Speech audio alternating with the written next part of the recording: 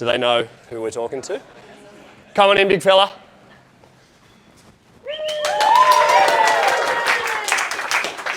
Jeez, it's good to be here. How are you, team? A few friendly faces. Not so many. No, I'm good. How are you guys? Welcome back. Nice, thank you. Feels good. It's been about, how long, a year? Almost to the day, I reckon. It'd be close. Yeah. Can we swap sides? Yeah. I feel like that's better. Yeah. Just keep a bit of, you know, it's not, yeah. This is actually my better side, Yeah, so that's thank you way for better, doing that. Much better. Yeah. Welcome to therapy. So Thank you, mate. we're just going to go around and we'll talk about your problems, because I imagine there's lots. No, I started writing questions down to ask you before I even knew that we were going to get to do this. Like for months, I've been like writing shit down where it's like, oh, fuck, I wonder what that and that and that and that. We were just going to do it on our own. Yeah, I was going to take you out and we were going to go have a coffee and just ask about shit. So a lot of stuff I've been pondering on for ages, and then when I knew that I was going to get to ask you, I tried to like refine it down. And Chris said, we don't have all day, mate. Perfect. So I tried, I've summarised it as best I could. So the first thing I kind of want to know, show of hands who watched what Nedd just did. Hell yeah. Yeah. So I'm not going to... Was there anyone not hand up there? Just checking, yeah. So everyone's aware of what you've just achieved. I think most of the world knows what you just did. Rather than get stuck in the weeds of what you've just achieved, there's so many little things where I was like, God, I want to know what that is, and I wonder what he was thinking at that point. One of the things was the morning after you finished, you somehow pulled yourself in to do like a panel talk with everyone, right? And those twin brothers who I think are hilarious, by the way. Oh, the shipmates, yeah. So good. Yep. They were asking you some questions, and you said something about your relationship with the elevator versus the stairs. Can you talk to that and what that moment was like for you the morning after the race? Yeah. So essentially I was the 1510K in, and I had that final day. The last thing I wanted to do was put my shoes on again, so I said, I'm 100% getting 100 mile out before I have to take my fucking shoes off. And I got 158K done in 26 hours, ran all through the night, finished at 6:15 in the morning. I was so angry. I'd never been in so much pain. Punched through the thing, and sat in the room in which we got ready each morning in for about two hours. And the team said, look, we've got two ultimatums. You sit and talk to every single news crew that's waiting outside the thing that are going to pepper you, or we go into a live stream and they can use whatever they want from that and cut it up for themselves. And I was like, I'm obviously going to go in there and just talk to the shipmates and not get peppered by 7, 9, ABC and all the fucking rest of them. And so on the way out there, where I've waited the 2 hours, I'm trying to work out what's just happened. I've got, trying to take all the tape off, and I stunk as well, so I didn't have a shower.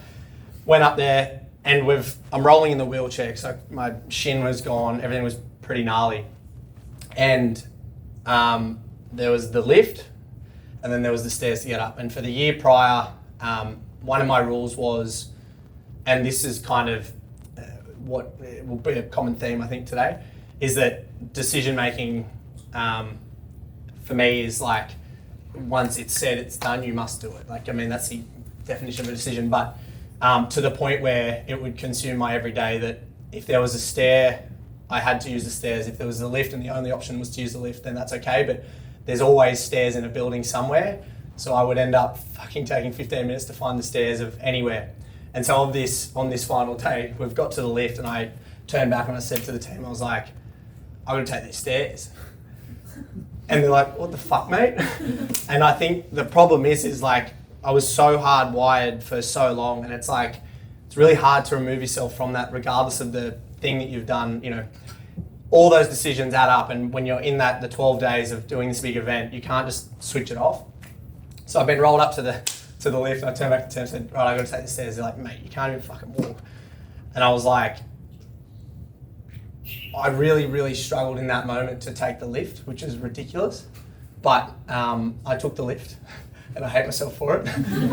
But it was like that. It was kind of really weird that, like, for so long I'd been How did you know? How did you know I took the lift? You actually wouldn't remember. Bastard. You said it. I watched you in that lift and I thought, you Yeah, you bastard. cheating dog. No, you said it the morning after, and you probably don't even remember. Nah. You were in a state, and you said that your mum had wheeled you up, Yeah. and she's behind you, and then you said you went to get out of the chair, and then she's like, Mate, I reckon you can get the lift today. get in the lift. Yeah. And I just thought at that time, I was like, holy shit, you buy into this. There's a question then, rather than being, do you buy into this? Is it, I asked you last time when you were here, I said like, there's that chain of command as to when you decide you want to do something. It's like, do you decide you want to do it and then you believe that you're that person, and then because you believe that you're that person, you change the way that you act? Or is it, you change the way you act, then you start to believe it, then you become that person? From memory last time, you were like, 100% it's the opposite for me. I am that person, and that affects my changes.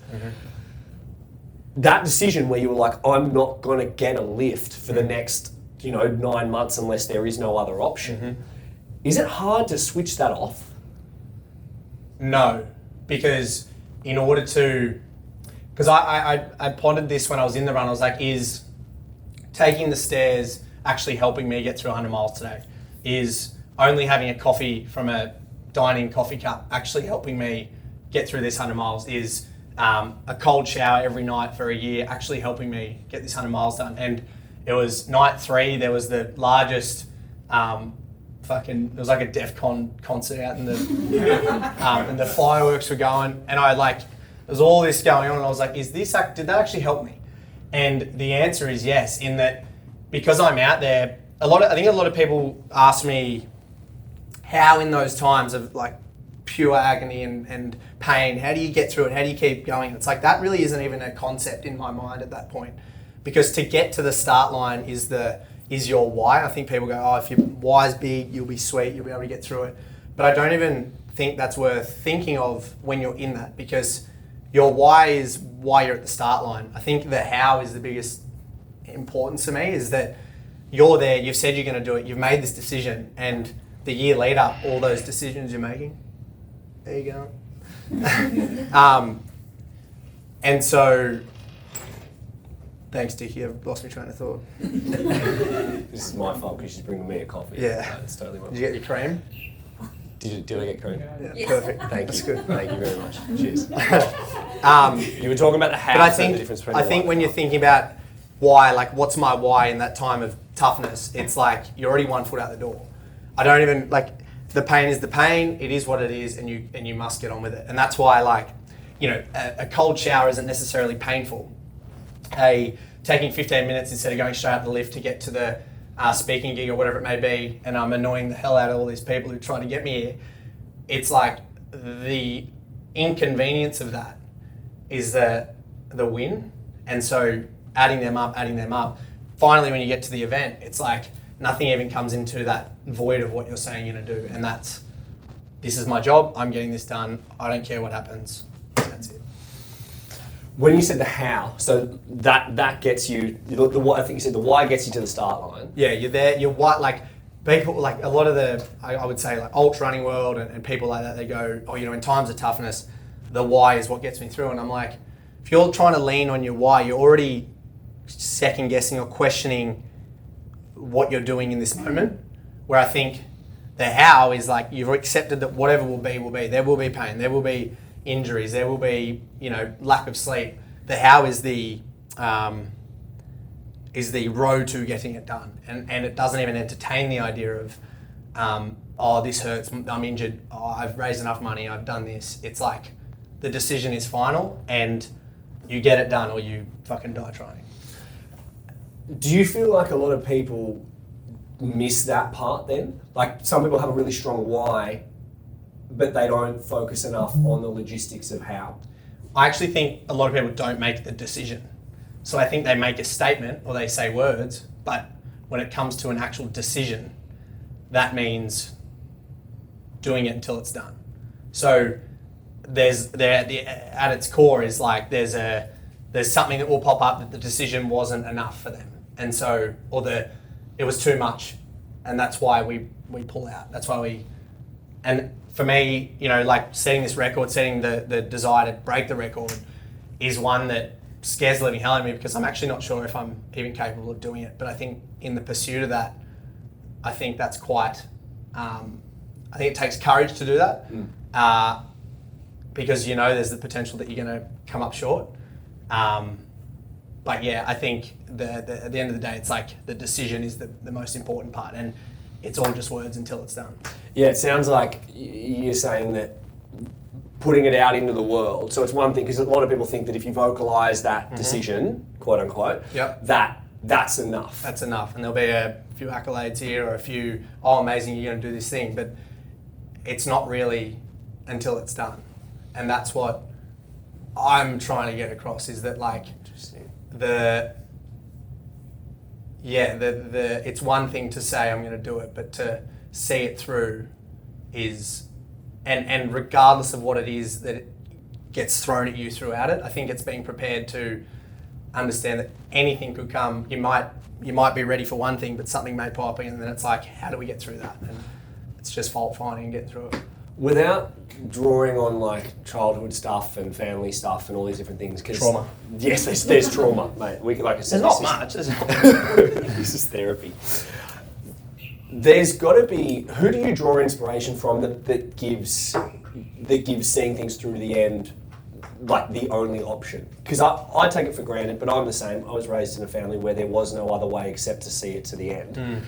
But I know a lot of people where they don't have that same mentality. And I wonder, are there mentors or just role models that you've found in your life where they have the same mindset? Yeah, I think like my parents are one thing, but I think the feeling of seeing something through prior allows you, when you're doing the next thing, to go, well, I know what it feels like to finish the thing, so I must do it again. And that's like relative to when I first started doing these things. It's like you take a lot of pride in knowing you got through the first thing, and then you go, well, okay, I'm going to take on something a bit bigger or a bit harder or a bit whatever. And seeing that through again, I think you take a lot on that. And I have referenced a few times that I would happily have died out there to get it done, or, you know, and I don't say that lightly, like I actually truly would have, because flying that close to the sun for me is what it's all about, where I don't think we regularly do that.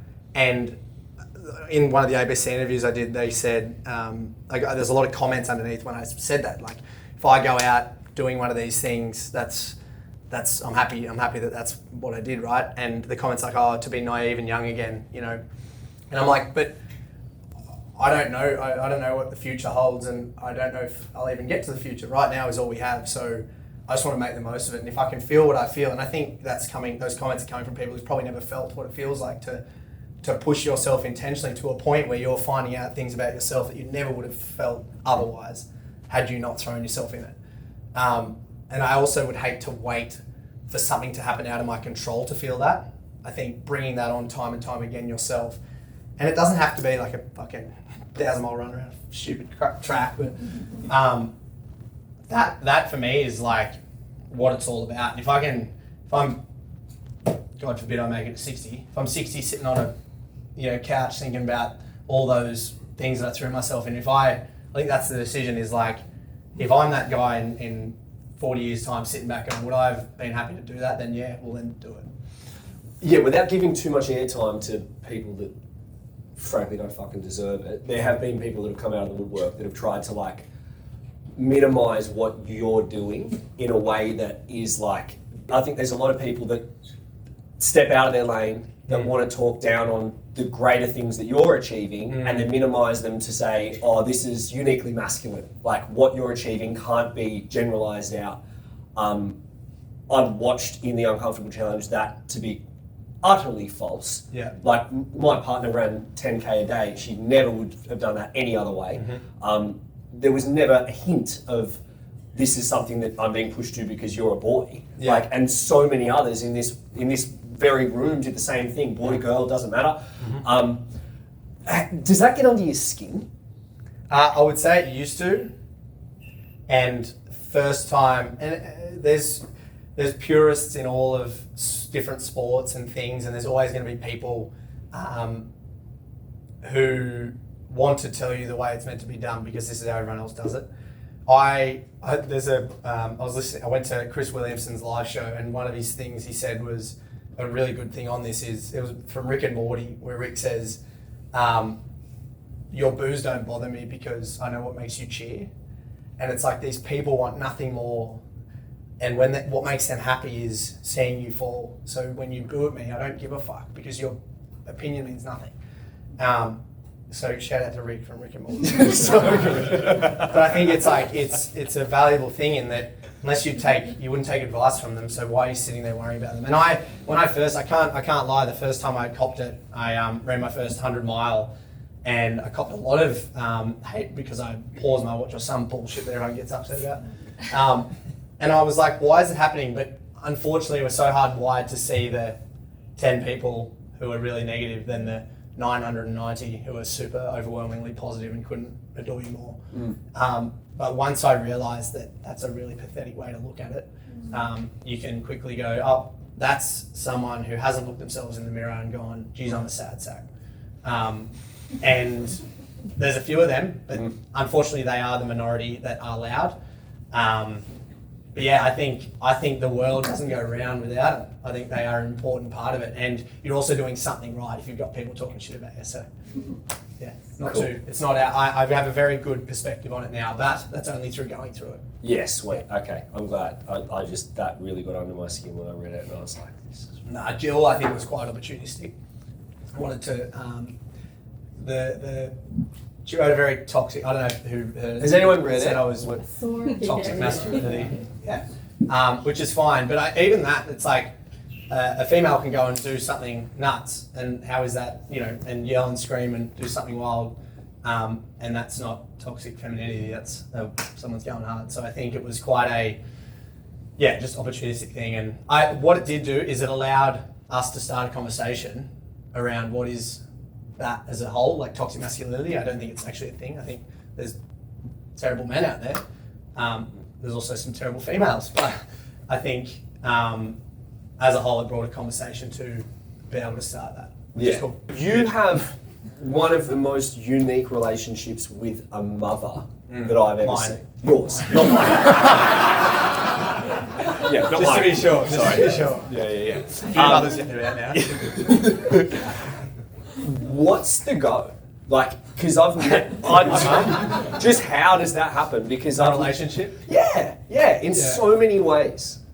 We got it is unique. It is very unique. And I would say I draw a lot of inspiration from Mum, and her unwavering belief in herself and I guess Dad and what they've created. And then to back me, when I started doing these things, I remember her first thing she said to me when I called her up saying I want to run 50 marathons, 50 days. I just got back from running to Palm Beach and back from Randwick, and I called her up, I'm going to do it. She goes, oh, maybe give it a break. I go, well, all good. You don't have to be a part of it, but I just don't want to hear that. She goes, nah, I'm in. I'm all yours. And I think she wanted to tell me that to be careful and not hurt myself, essentially. And I was like, I'm going to hurt myself.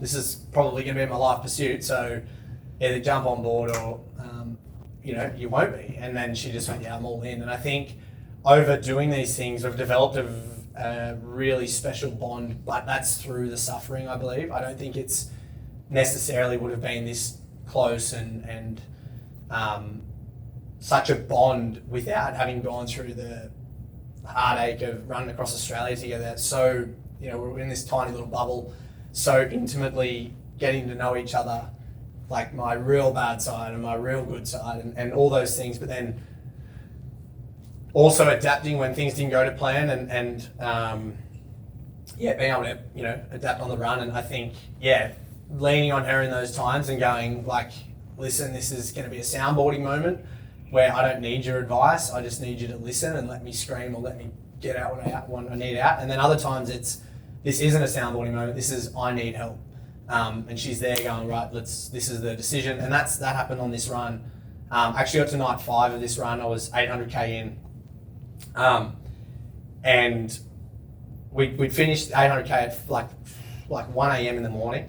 And I was super happy. I was super chuffed. And I was like, fuck, I got another 800k to go. And it was the most traumatic moment because I was super proud of getting through that, but then I was also like, oh my God, that was so fucked up at 800k. I've got, 5 or 6 more days and I've still got that to run again. And I ran another 50k, it would have been about 5 a.m. And I got to the table, I'd finished the master lap, got to the table. I couldn't work out how to pick up this spoon.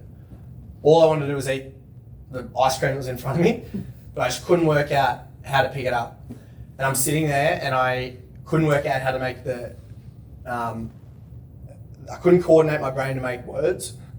I couldn't speak, it was all starting to capitulate.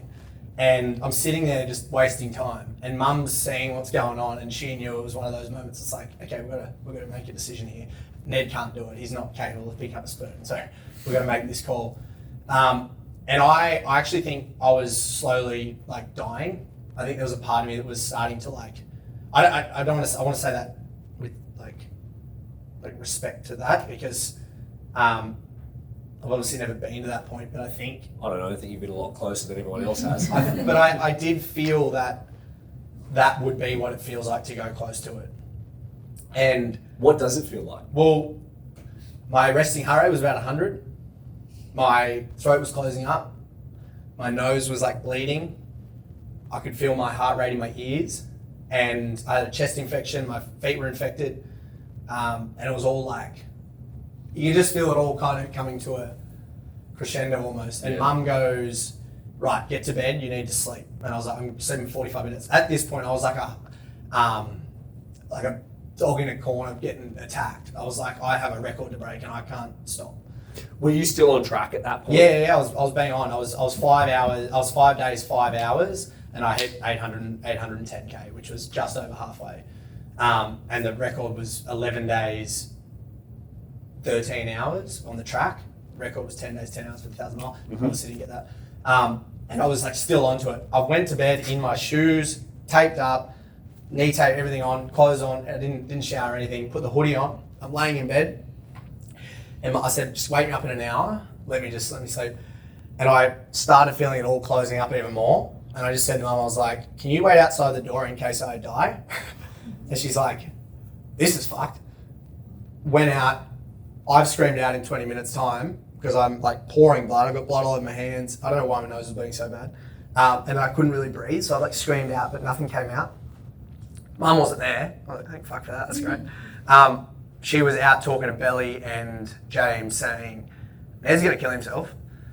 Let's sort this out. We're going to make a decision to get through this without him doing this. And because I didn't have I couldn't make any smart decisions. Not that I ever do, but in that moment it wasn't super smart. And so Mum walks in with a wheelchair, goes, hop in, get in the shower, you're sleeping for 6 hours. I was like, oh, thank fuck. Thank fuck. Someone's made the decision, smarter than me, they've read the scenario and they've gone, this is what we're doing. And so, yeah, in those moments, Mum is through what we've been through what she understands, through what she's learned from me, is that it's in those times she needs to be the one that makes that call. And yeah, it is pretty unique, and it's pretty grateful for it, but it's also very hard to do that to your mother. And I'm sure as a mother watching your son do that to himself. Oh man, yeah. Just it sounds metaphorical, but she was literally wheeling you out to your death every day. It was ridiculous. But you watch those videos of her pushing the chair to just, maybe you did, maybe you didn't, I guess there's so much to be said then, because you keep a very tight circle of people around you that I imagine it takes a lot to bring someone in. Very much so. And probably even more to push someone out, right? So how did you find, obviously some of it's family, but then you've got people like Belly. How important is it to you to have that circle around you and for them to be there at crisis moments like that? Yeah, absolutely essential. And like Belly as well, he was, Belly's my physio, for everyone who doesn't know Belly. The way in which he spoke to me as well and kept me from someone who knows what they're talking about point of view, saying, what would he say? It'll be okay. Oh, because we, in the lead up, training was pretty solid in the lead up, but then 8 weeks out, I was in New Zealand, rolled my ankle, and this tendon was pretty fucked up, and so I wasn't able to run for 4 weeks into the lead up, which wasn't ideal. But we worked out that a dictus band, which we did in the Australia run, would work. So I was running on a treadmill for my training with a dictus band on, strapping my leg up. Can you just explain to the guys who might not know what a dictus band Yeah, is? just essentially, I don't know, you would have probably seen in the run how I had both shins taped up with a lot of white tape. So on that, there's like it's about that long kind of Velcro strap that has a rubber band that goes from here down to your laces, hooks onto 2 hooks. Because my tendon, my ant-tib tendon, essentially lost its function to pull it up and down. So that rubber band, because I'm young in the ultra running space. I'm I would say 20 years younger than those who take on the 1,000 mile, which is quite dumb, but also the way in which you go about that is you deal with the injuries and work out how to run through them. So this one was, we bought 2 dictus bands because we knew on the run that this one was going to be cooked, and most likely if I'm running those sort of Ks, this one will cook as well, which it did on day 9, it went, so that's why I had both legs strapped and both shins just going like this the whole way along. Yeah, but even Belly, just to be like, I would rock up and go my hip, he goes, yeah mate, we'll just do this. And like, probably did nothing, but just the way he said, you're moving well, you're doing this really great. Like he was super, because he knows as well I'm not going to stop, so it's better off saying something super proactive and supportive about how I'm moving as opposed to, hey, boy, that right leg looks a bit iffy. Like the last 400 Ks, I lost my internal hip rotation, started going on overdrive because of a glute issue. So all of a sudden my gait, even if my knee was bending in probably a quarter of it was that much each time, but on 450K to go, that impact on my knee from landing not straight up and down, I had this severely swollen knee. And so I only could really run 200 and walk 200 because after the 200, at the end of the 200, it would be so painful to run. So I'd walk the 200, run 200, walk 200. And yeah, just even that, Billy's like, oh, I'll tape it up. And I'm like, I know for a fact this ain't doing anything. But he's like, yeah, you're good. We'll get the spray on it. She'll be right. Bit of deep head, you'll be sweet. Bit of magic cream. But yeah, having that. And then just mates rock up at 1 a.m. to run a marathon or people rocking up to sport and run. And then the nation, we had 70,000 people donate. Everyone get behind the Uncomfortable Challenge. People on the fence. People coming to the stadium. It wasn't lost on me just how many people were, in the TikTok. I couldn't go to the toilet without being watched, But it was overwhelming. The immediate support is fundamental. You can't do these things without having a crew that is fully in on it. And then the Bursty team who, with the fundraising, obviously amazing, and the way they work and connect with partners is something to behold. But I'm just the nuffy that runs around the park. No, I wouldn't put it that way. But so on specifics, we're kind of on the 100,000 mile now, so I kind of want to, there's a few things physically, you went into that a lot bigger than last time. Yep. I remember seeing you before, you looked strong. Thanks, mate. Settle. What were you eating in the lead up relative to what you were eating prior? And then what was a day of food and hydration in an ideal world on the track? Yeah, so I was being pretty aware of just carbohydrate uptake a lot throughout the weeks because I was burning so much. My training, it probably peaked at 280K week in the lead up, but I was building up. I was probably roughly around 200K weeks for the better part of 3 months, but the build up to that with a lot of strength training, I was just burning a lot of energy. But yeah, I was emphasis on protein, emphasis on carbs. I never really, I'm a bit of a cowboy with this stuff, but this time around I was much more aware of carbing before each session. And sometimes I was doing 4 runs a day, which, in between that, it's I'd, toast and banana, and then it'd be a chocky milk after the first run, toast and banana before, chocky milk. So I was 2 liters of chocolate milk a day. That was the main one. And then, I very intuitively would eat more than, so it was should I eat? It was always yes. It was always the decision there because I knew I was burning more than 6,000 cal a day, easy. in the training. And then big carb load, which I've never really done a proper big carb load before an event. I've always like eaten pasta or whatever, but I had about 1,000 grams of carbs a day for the 2 days prior, and that is fucking sickening. So sickening. But I was also on day one just pumped and fueled and ready to go. And then on the run, honestly, the biggest one that was a surprise to me was custard. I ate so much custard. Like 28 litres of custard over 12 days. Franco and I want to get a shirt made up because there's a clip of you saying, Wait, what is custard? "What is custard?" Because I'm just copious amounts of custard, and it was sitting so well. The protein, the carbs, it just was like weirdly, because I eat so much dairy in my lead up, like Greek yogurt, milk, chalky milk, and I clearly can consume dairy, and so someone brought custard, and I was like, that is elite. So I was having crumpets and custard, cookies and custard, cake and custard, just fucking custard. Yeah. And then a few days into it, you started to contemplate, what even is it? What is it? What am I actually consuming? Seriously though. Nobody knows what it is. Yeah, no, there is. To this day, I still don't know what is custard. It's like thick milk. It's milk. Yeah, that's Sugar in milk. And eggs, yeah. I think there's eggs in it. There's sugar in milk though. It was added sugar. Anyway, it's fucking terrific stuff. Well, yeah. Don't let the truth get in the way of a good story. No one knows. And then I was just, and then probably 1.5 litres of milk. So just dairy, guys. It's all good. Can I ask an uncomfortable question that makes me uncomfortable to ask it? Sure. What did it feel like when you knew you weren't going to hit the record?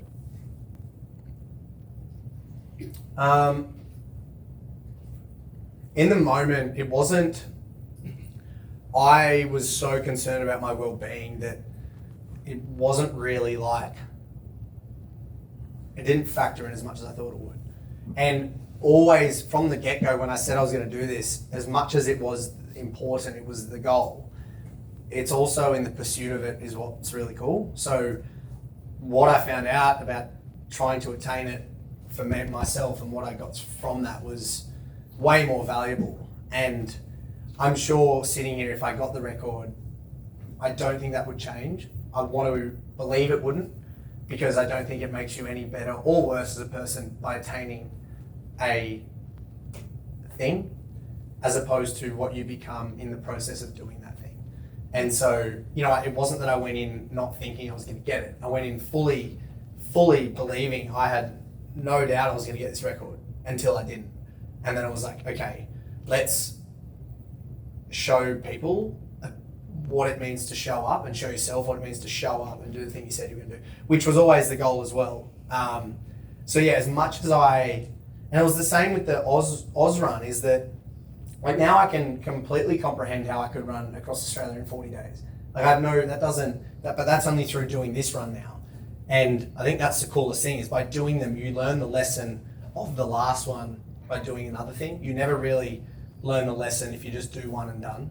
I think you can adapt what you've learned in the next thing and the next thing and the next thing to all those things you've done prior. So yeah, like as much as they're important, and in 20 years time, if I wanted to run across Australia and break the record, awesome, good for you, Ned. But that's not what it is, you know what I mean? Like right now I'm somewhat relatable to the younger crowd. I'm also relatable to the older crowd. I don't feel that at 50 years of age, the ultra runner that goes, I'm fucking running across Australia, come watch me. I don't think that's as relatable to get my message across of do hard things, give back to people, and live your life to the fullest. And I think that's kind of the essence of why I do what I do. And in the pursuit of goals, people go, oh my God, he's having a go and daring to be great, but also in that, you're daring to fail. So I think there's something that, because we all shoot for things and we all come up short. And I think it's okay to show people that it's okay to do that on a major scale. I got to be honest, I think that, and you might not like this, but when you fail, we all benefit, because we learn how to fail on the biggest scale possible. Yeah. Like it's so hard to do what you do. Not just physically. The physical feat is something that most people will never even get close to. To decide, like you said before, on the why and then the how, that's fucking huge. But then to miss and then not even just be bothered by it, like water off a duck's back, baby, I'm going. I don't know, I think that there's so much that the world learns from that. Fully. More so than any record that you could ever hit. And I know that you'll go on and you'll do whatever you want to do. You might not even run again, you'll do something different and then you'll smash that. But if you don't smash it, the way you fail is so admirable.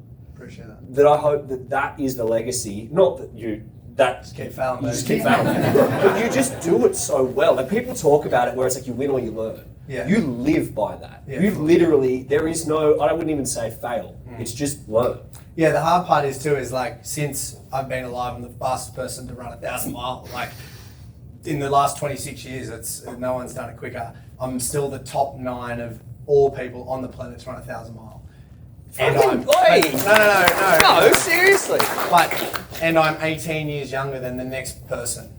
And there's no, like, this world of ultra running is, that's why I love breaking it down. I love being that a bit jarring, that it's like, oh fuck, he's not going to get that. It's like, yeah, but what if I do, or go close and show people how to fucking... Yeah, it is an old dog sport because it takes so many years to get that type of work capacity. Exactly. Right? So long. And the lessons they learn through the process of getting there, it's 20 years of all these big events and doing it and learn, as I said, learning the lesson from the last one. If you keep doing those, there's never a right time to go and do them. And again, I keep coming back to it, is like, I might not get to fucking 30. And I hope I do, but everyone thinks they're gonna live forever. We fucking don't. And it's so jarring to hear from a lot of people. I think they don't use that as fuel, a lot of people, where it should be like an urgency thing. It's like, let's live right now. Let's make the fucking most right now, because the amount of times you hear of someone who passes and you go, oh my God, they're so close to you, or you hear of someone who's, got something completely, their whole world turns upside down, and it's like, fuck, that could be you. And I don't want to wait for that to make a decision to go and do something. Yeah, there's a moment when you cross the finish line on both the big runs that you've done, but mainly the last one, because it looked like that had completely overwhelmed you at that moment. And the only time, I feel like if you could have spoken, there's one other moment where I felt like it was so similar. Mate of yours, Israel Adesanya, when he reclaimed the belt and he beat Pereira for the second time. Yeah. He's a UFC fighter who had been beaten by the same guy 3 times, and then he knocks him out in like incredible fashion. And he grabs the mic. Remember, he asked Joe. I was in the stadium. He asked him if he could hold the microphone, and he said, "I'll give it back to you. I just need to say something." And he said, "I hope everyone gets to feel this just once." Yeah. Overcoming. Yeah. Like overcoming failure and that sense of accomplishment. And I've got to know, is that what it feels like for you when you get to the end of something that means so much to you, or is it a delayed gratification? This time round, very delayed, because in that moment, I wanted nothing more than to be done. Like, it wasn't oh yes, I've finished, woohoo, celebrate, I've done 1,000 miles. It was like 20 times fucking harder than the run across Australia. And I can't even explain, by like night 3, I'm in my bed going, how the fuck am I going to get through this? I'm sitting in the shower, I feel like I'm wasting time. I'm sitting eating dinner, it took me 5 minutes, I feel like I'm wasting time. Everything felt like a waste of time because I wasn't getting further. And then, like on the Oz run, we would sit down and have dinner and talk about the day and laugh. I had no laughing. I love laughing. And the trauma and just like the waking up and you're in panic about the fact you have to put your shoes on, you have to put your nipple tape on, you have to, again, my feet were so ripped up by the end of day 3 from the rain, from the track. And like, nothing changed. It was like I was in The Edge of Tomorrow, the movie with Tom Cruise, where he Underrated. Yeah, cracking film. But he like dies and has to redo the thing, but he keeps learning about what happens and he keeps dying. I felt like I would get out there and nothing would change. And I'm like, I know how this goes. I go out, I nap, I wake up and it's all the fucking same. And I go out and I nap. And I think that as well, the lack of things I got to see, the lack of mental stimulation, just all added up. And when I punched through that thing, it was anger because I didn't get to be myself, I thought, as much to the team around me, and I thought it would be much more of an enjoyable experience for them, and I feel like I let them down because I put them through a much harder thing than it needed to be, just because I myself, not that I was underprepared, but I was fully expecting for whatever to come to hurt me, but I didn't expect it to be that bad, and so I had to become someone I've never become before to get that done. And that was what made that the delayed gratification. It's still coming. Like, I still haven't really acknowledged what I've just achieved. And I'm very used to pushing it away once I'm done and just going, well, it's done. I don't want to talk about it. I don't want to be that person who runs a marathon and talks about it fucking 16 times. I just want to push away and go, well, that's done, go to the next thing. But I think there's something in making sure I appreciate what we've just done and the money we've raised and the people we've inspired on the way. Yeah, do you get some kind of reconciliation from the challenge? Like, sure, maybe you don't, maybe you're still processing the run, but what you and your team accomplished in the following 10 days, I mean, many of us in this room, and I thank you all very much for getting around. We're a part of that, and we did things that we never would have done without you.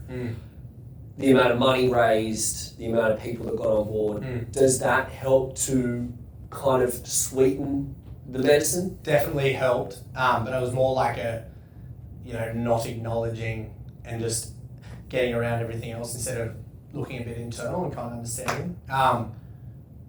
It was very, very cool to see that.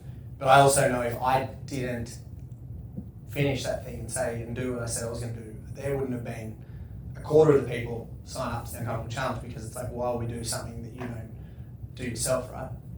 And so I knew that was another thing weighing on me a lot throughout the run, is that you've got this big thing coming up where you're trying to get people to be a person of their word and do what they say they're going to do. You must do what you say you're going to do. And so that definitely weighed on. But yeah, we had 25,000 people sign up, which in the first year for me is like, fuck, that's more amazing than any run could ever be. And hopefully in 5 years' time, it's part of the nation's psyche, and we've got, as Hato said, people doing Nuktober. That's not. Yeah. I feel like it will. I do. I feel like it's like a preface. Like, we're in November now, and it's just a normal thing that you see the moustache on bus stops, and like Donnie does it every year and stuff. And I do feel like there's a place for doing the Uncomfortable Challenge every year in various ways. There was something that Chris said when we spoke about it. At the end, we went over and we had a beer across at Mary's and stuff, and he kind of said, like, there was no moment doing what he did where he felt like it was even something he could complain about or would complain about, because of the stoicism in which you carried yourself and the relativity of what everyone's uncomfortable was to yours. Just watching what you did, everything else, I hate to say it, pales in comparison, right? And therefore, the nation as a whole took on bigger risks. For sure. I still don't feel like what I did is even something worth mentioning compared to what you did. It was uncomfortable for me, but it's not uncomfortable relative to what you had achieved. But I think that's what's cool about it, is that it is relative. Everyone's hard is their hard, right? And that's what I think is so cool about it. And as you said, it's not a masculine thing to take on the Uncomfortable Challenge. It's for everyone. And the hardest thing you've ever done is the hardest thing you've ever done.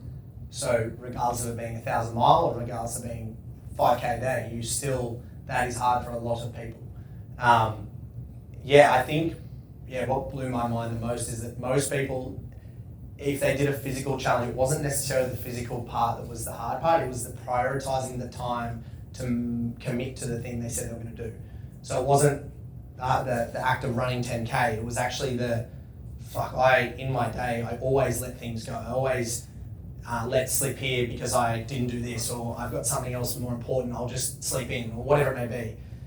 What people found is that they had to go, well, I've got to get up earlier. I have to stay later. I have to do things to pencil in this time to do this thing. And I think that is something we can all carry on forward in our day-to-day. And that's the hope with the Uncomfortable Challenge, is it's not necessarily a one and done thing. It's like, oh, I found that was really that the person I became in the pursuit of that was amazing, so I'm going to keep doing it. That's like the hope with it.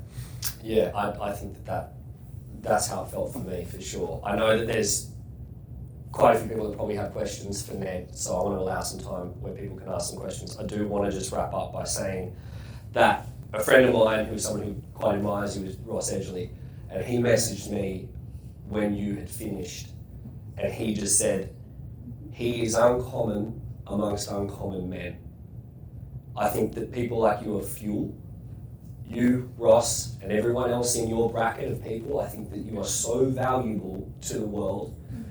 And you talk about being prepared to die. I hope it doesn't happen for a while, because the longer that you're on this earth, I think it's better for everyone, and we all strive for more. So thank you for everything. Appreciate it.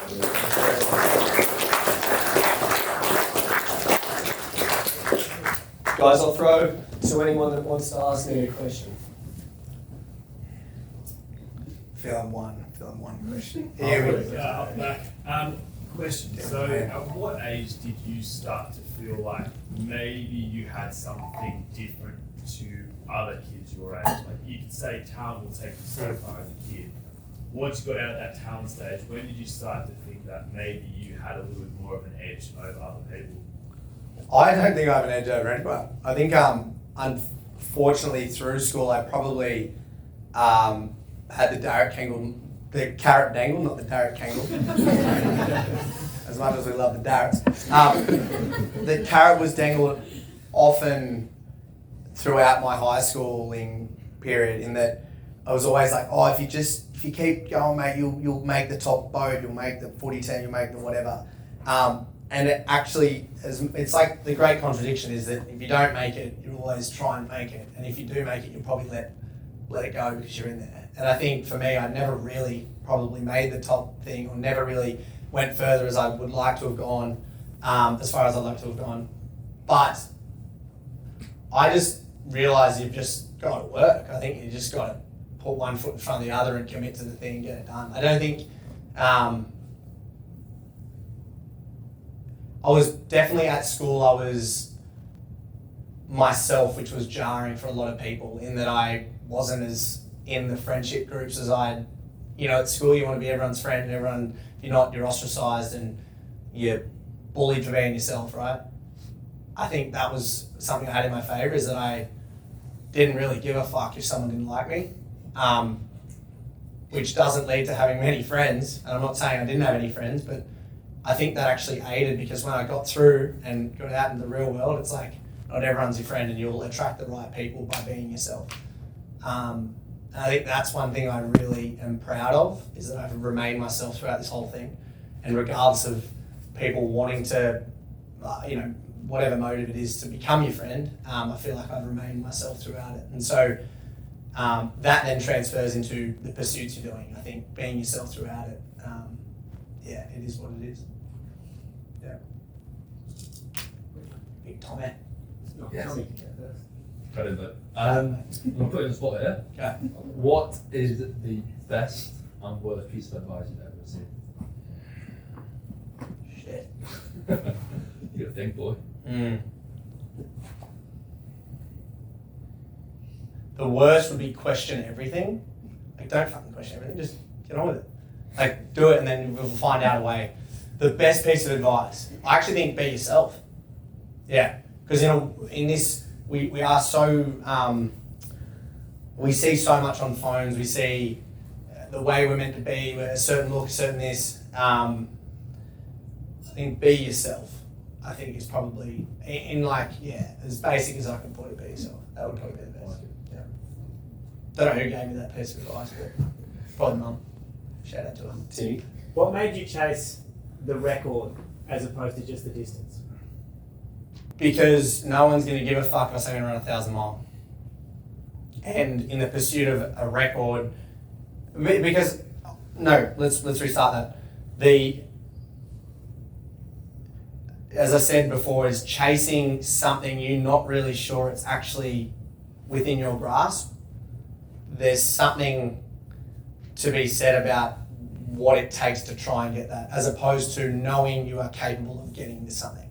So in the pursuit of, if I just say I'm going to run 1,000 mile, and I'm going to see as quick as I can get it, it's like there's limitations to you there, because you go, oh well, I'll just do it when there's no time limit, there's nothing to actually chase. It's like just the distance.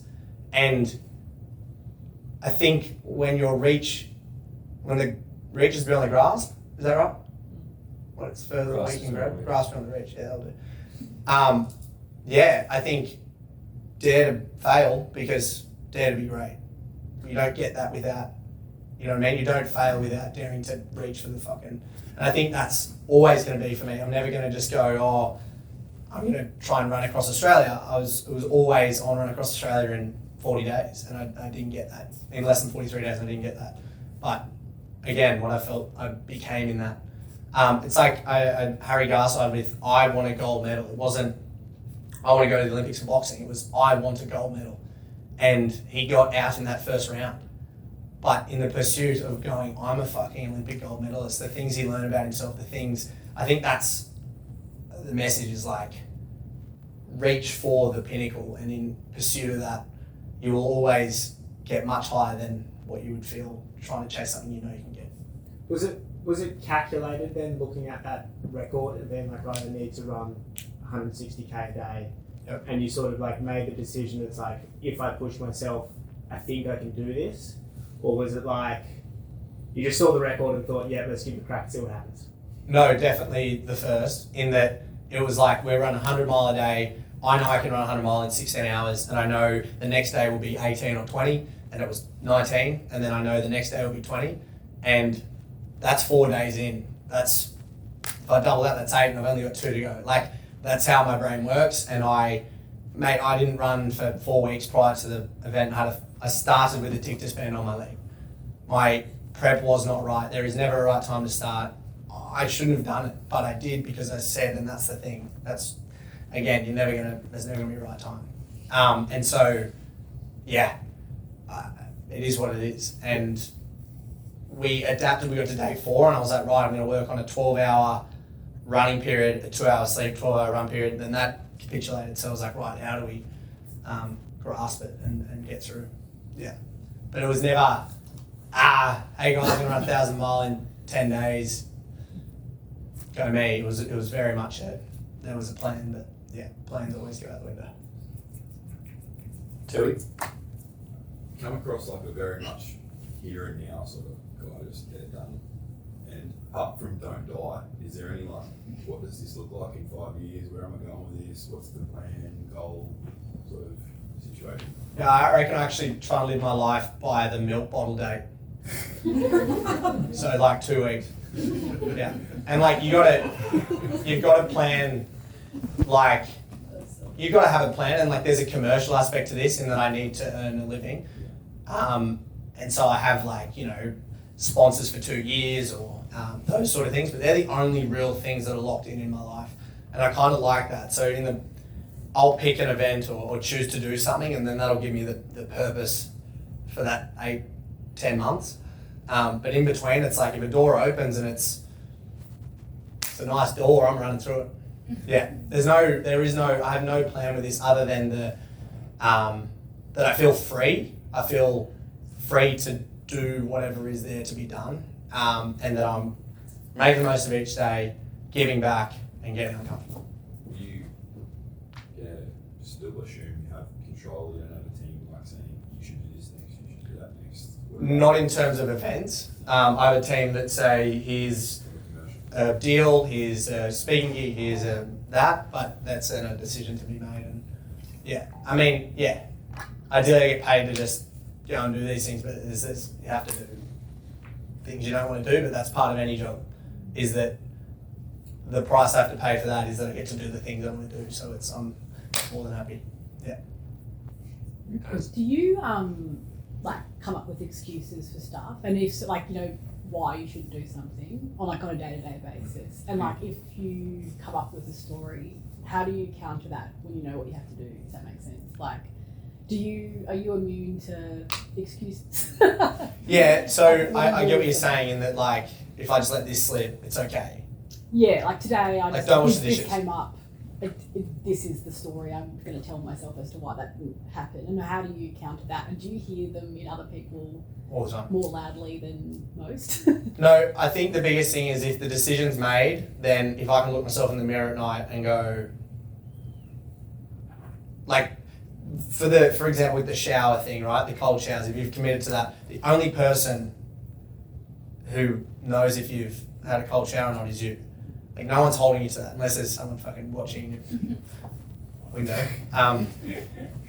So I think it's the look in the mirror thing, and that if I can sleep at night knowing I've done what I've said I'm going to do, then it's fine. I think in this period of my life, when I finish the event, I'm having warm showers again, which I hate that I'm doing it. Even though I'm really enjoying the shower, I'm like, fuck, let myself down.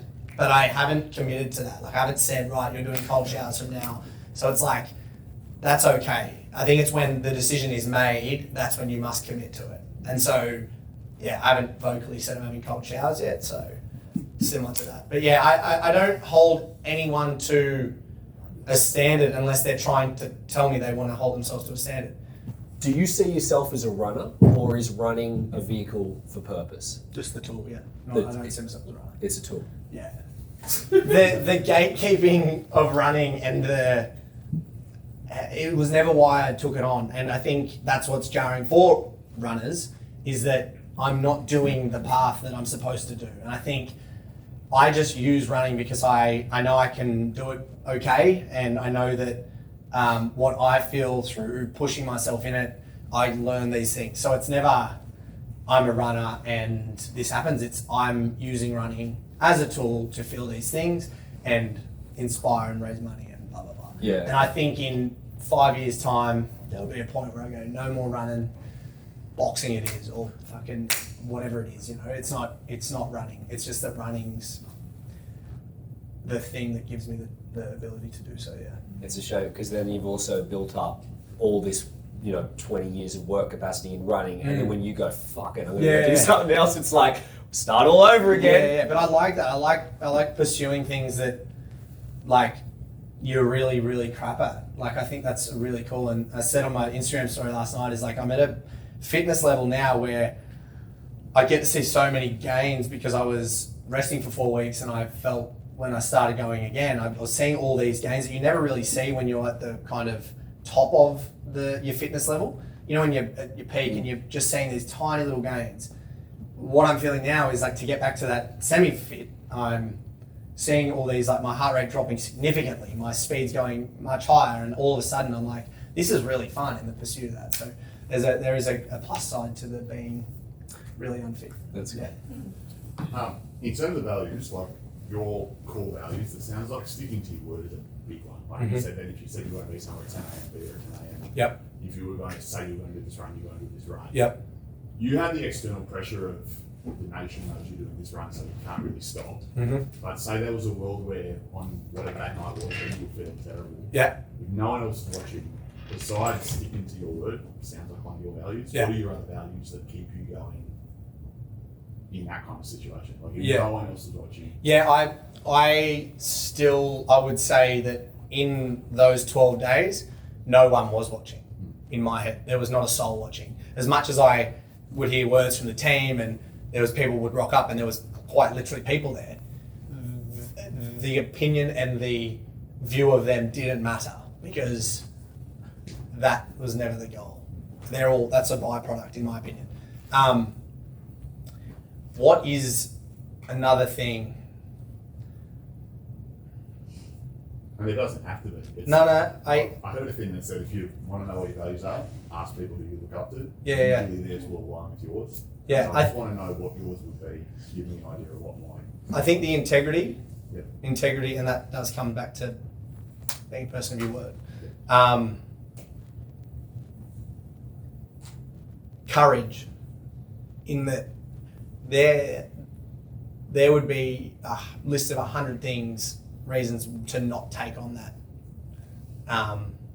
run I just did, and for me to still go ahead with it, I'm very proud of the courage it took to do that.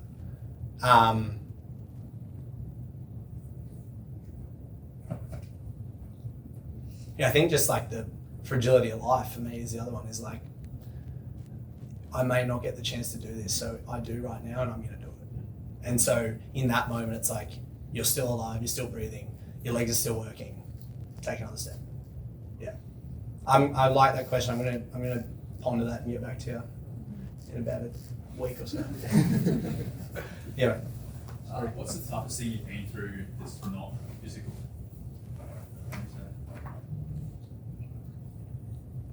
Has there been something that's been like a catalyst which has shaped you through like childhood or your upbringing? No. I'm very blessed that I've had a pretty relatively privileged and very privileged, but not like in a being given everything, in that we have had the ability to go at things if we're willing to work for it. And so just watching, we weren't, mum and dad were didn't have much cash when we were younger.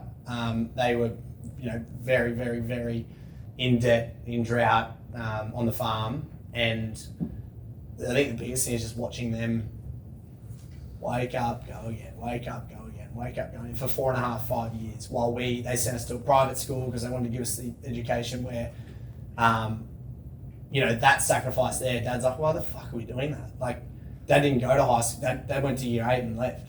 So why would I do that? And he had to, sacrificing it, well, I'm going to work my ass off and give them the opportunity. So I think repaying them is one thing as to why I want to keep making sure I succeed. But I think the hardest thing is the downside of what happens when you finish these things is like, I don't really lean into the positive side is that you do this thing, it's really fun, and then it all dies off and no one's there, and it's you and your own head and what you got to think about and the trauma and the but I also kind of like that. I like that there's like this with the massive highs, you get these massive lows, but you don't get these massive lows without having these really, really cool fucking highs. And so to feel that is to feel that. And so, yeah, I think that part, and like I went away last week just to really clear my head because I hadn't actually given myself the time to process what had happened. I still probably haven't, but I at least had a bit more clarity on the thing as a whole. Yeah. Last one. Hi. I was just because throughout when you were running and doing your 10 days, and I felt this a little bit when I did my control challenge, but it was on a much smaller scale than yours was. The thing that I kept thinking was, I wonder what you're thinking about as you are out there, day after day, hour after hour. And I know we've touched on the why and the how, but just exactly what was, it doesn't have to be exactly, but what kind of things are going through your head as you're out there knowing that you've got so many more hours, so many more days, everything hurts, you want to stop, like what is it that is going through your head at that time? It was really hard to be present, and I was trying my best to be present, so I would acknowledge the things that were going on. So like my feet, the base of your feet, so my toes, where the toe meets the foot pad, that had all ripped off. So it was like red raw under the foot pad. So every time I'd land, it would like, and so I would think about that.